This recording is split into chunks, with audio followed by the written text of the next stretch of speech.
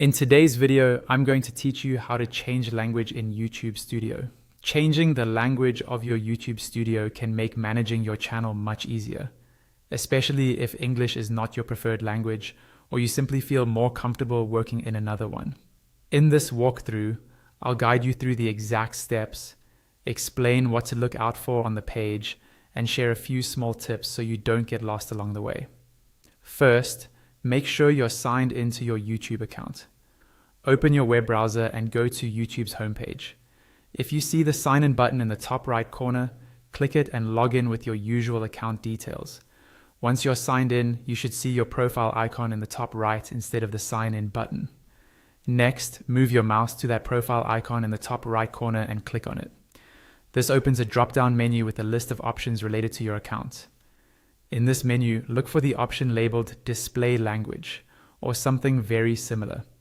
Depending on your current language and region, the wording may be slightly different, but it will be in the same area of the menu. Click on Display Language. A list of available languages will appear. Scroll through this list carefully and find the language you want YouTube to use. When you see your preferred language, click on it once. As soon as you make your selection, YouTube will automatically refresh the page. Don't worry if the page briefly goes blank or reloads. That's completely normal. After the page reloads, you'll notice that the interface language on the YouTube homepage has changed to the language you selected. Menus, buttons, and labels will all now appear in that language. This setting also affects other YouTube pages tied to your account, including YouTube Studio.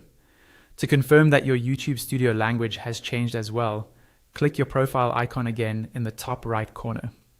From the drop-down menu, select the YouTube Studio option.